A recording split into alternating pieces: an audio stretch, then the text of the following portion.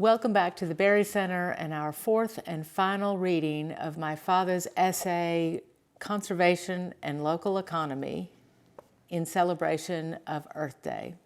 I think by now you know that I'm Mary Berry, the director of the Berry Center in Newcastle, Kentucky. Our fourth reading makes clear our need for community and the standards necessary for that beloved community to flourish. The devastation of our rural land and our rural people has not been inevitable. It has been destruction by design. We must change the design. If you are listening to me today, I thank you for being part of our membership and therefore a part of our community. Here he is. Community, then, is an indispensable term in any discussion of the connection between people and land. A healthy community is a form that includes all the local things that are connected by the larger, ultimately mysterious form of the creation.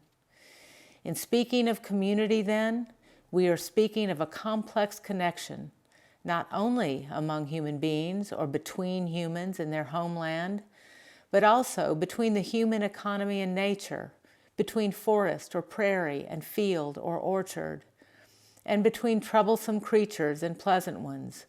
All neighbors are included.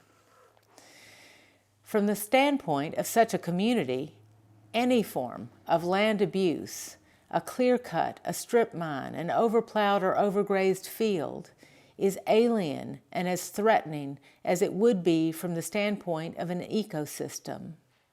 From such a standpoint, it would be plain that land abuse reduces the possibilities of local life, just as do chain stores, absentee owners, and consolidated schools.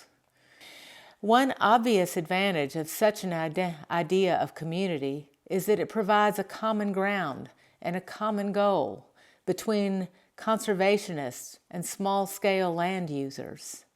The long-standing division between conservationists and farmers, ranchers, and other private small business people is distressing because it is, to a considerable extent, a falsehood. It is readily apparent that the economic forces that threaten the health of ecosystems and the survival of species are equally threatening to economic democracy and the survival of human neighborhoods. I believe that the most necessary question now for conservationists, for small-scale farmers, ranchers, and business people, for politicians interested in the survival of democracy, and for consumers is this: what must be the economy of a healthy community based in agriculture or forestry? It cannot be the present colonial economy in which only raw materials are exported and all necessities and pleasures are imported. To be healthy, land-based communities will need to add value to local products. They will need to supply local demand, and they will need to be reasonably self-sufficient in food, energy, pleasure, and other basic requirements. Once a person understands the necessity of healthy local communities and community economies, it becomes easy to imagine a range of reforms that might bring them into being. It is at least conceivable that useful changes might be started or helped along by consumer demand in the cities. There is, for example, already evidence of a growing concern among urban consumers about the quality and the purity of food. Once this demand grows extensive and competent enough, it will have the power to change agriculture. If there is enough left of agriculture by then to be changed. It is even conceivable that our people in Washington might make decisions tending towards sustainability and self-sufficiency in local economies. The federal government could do much to help if it would. Its mere acknowledgement that problems exist would be a promising start. But let us admit that urban consumers are not going to be well informed about our economic sources very soon, and that a federal administration enlightened about the needs and problems of the countryside is not an immediate prospect. The real improvements then must come, to a considerable extent, from the local communities themselves. We need local revision of our methods of land use and production. We need to study and work together to reduce scale, reduce overhead, reduce industrial dependencies. We need to market and process local products locally. We need to bring local economies into harmony with local ecosystems so that we can live and work with pleasure in the same places indefinitely. We need to substitute ourselves, our neighborhoods, our local resources for expensive imported goods and services. We need to increase cooperation among all local economic entities, households, farms, factories, banks, consumers, and suppliers.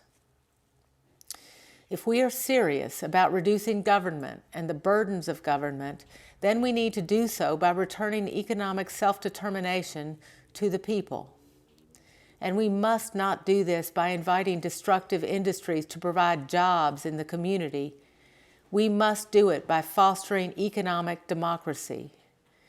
For example, as much as possible of the food that is consumed locally ought to be locally produced on small farms and then processed in small, non-polluting plants that are locally owned. We must do everything possible to provide to ordinary citizens the opportunity to own a small, usable share of the country. In that way, we will put local capital to work locally, not to exploit and destroy the land, but to use it well. This is not work just for the privileged, the well-positioned, the wealthy, and the powerful. It is work for everybody. I acknowledge that to advocate such reforms is to advocate a kind of secession, not a secession of armed violence, but a quiet secession by which people find the practical means and the strength of spirit to remove themselves from an economy that is exploiting them and destroying their homeland.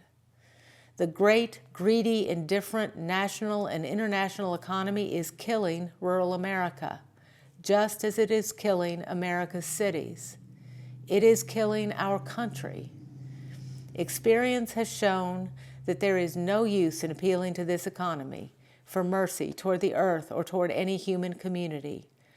All true patriots must find ways of opposing it. Please join us in our work advocating for an economy and culture that will support good land use in this country. If you are a member, thank you. If you're not, please visit berrycenter.org to find out how to become one. Thank you and happy Earth Day from all of us at the Berry Center.